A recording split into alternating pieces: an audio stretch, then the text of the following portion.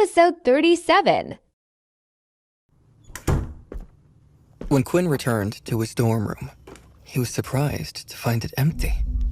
Neither Vorden nor Peter was there. It's nearly curfew.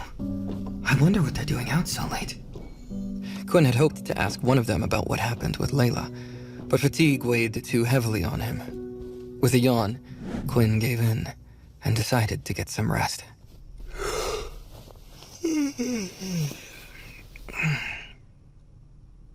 The moment his body hit the bed, he was out cold. Quinn didn't even change his clothes. He just collapsed on top of the covers like a drunk. Peter arrived not long after Quinn fell asleep. He entered the room, not even acknowledging the fact that Quinn had returned. Peter walked to his bed and placed the quilt over his head. He shook all over.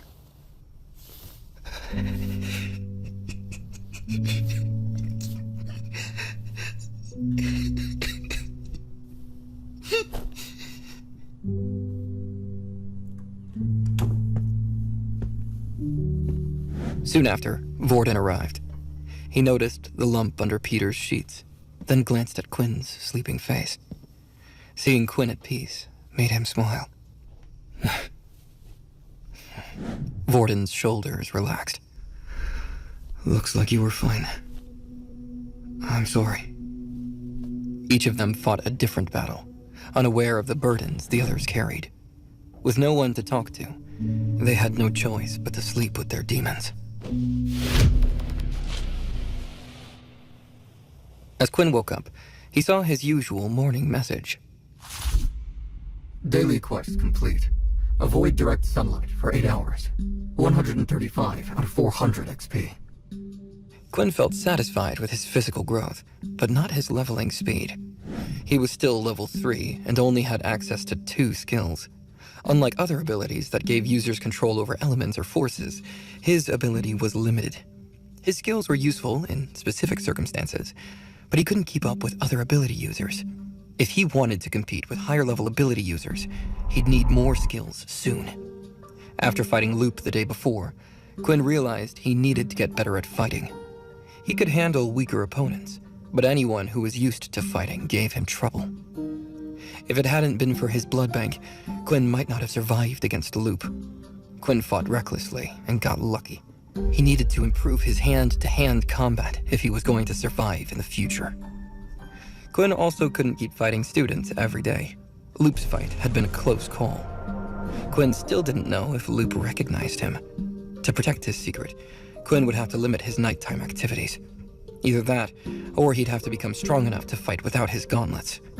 They gave away his identity. That left only one clear goal. He needed to reach level 10. At level 10, the system would unlock a shop function. He didn't know what it would contain, but so far, the system hadn't let him down.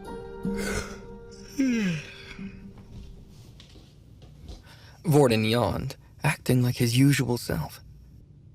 Hey, did you sleep well? When I came in last night, you were completely knocked out.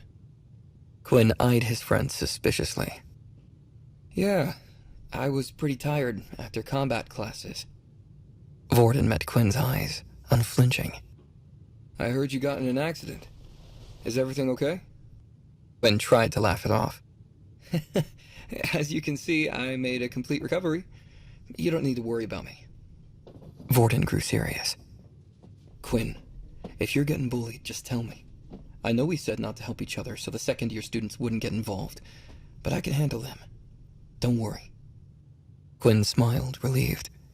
He couldn't understand what Layla was so worried about. Vorden was acting completely normal. Sure, Vorden lashed out from time to time, but didn't Quinn do the same thing? Not wanting to spoil the mood, Quinn decided to ask Peter about the situation later when they were alone. Asking Vorden might only get him a one-sided version of the story. As Peter woke up, Vorden greeted him too, but Peter didn't say much. Quinn raised an eyebrow. Now Peter's acting strangely. When are things going to calm down? Quinn smiled at his friend. Is everything okay, Peter? Peter dressed in a new uniform quickly, clearly trying to leave. Huh? Yeah, I'm fine.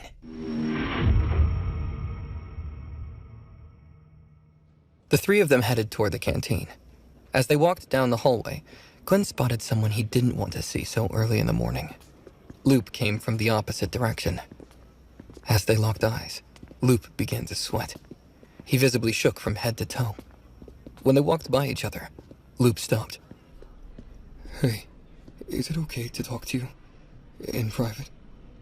Quinn glanced around, scanning for Loop's friends. If Loop was approaching him, he had probably figured out Quinn was the one who attacked him and Frank. Quinn had anticipated a retaliation, yet there was no sign of Brandon or Frank.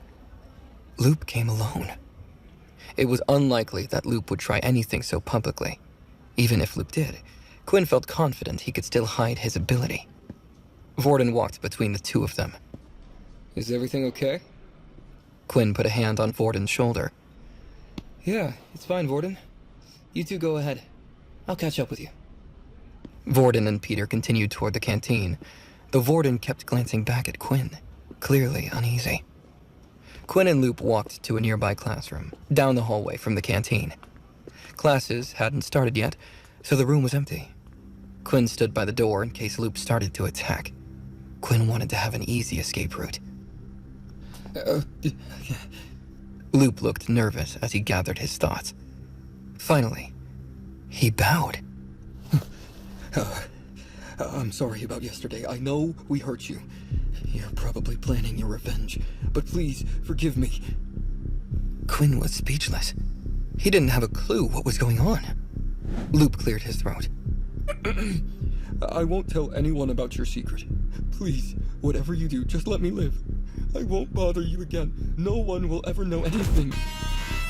Although Quinn had his suspicions, Loop looked genuine. Either that, or he was the best actor in the world. What on earth happened to make Loop look like this? This guy is pretty strong. I know I gave him a beating yesterday, but he put up a good fight. He shouldn't be this scared of me.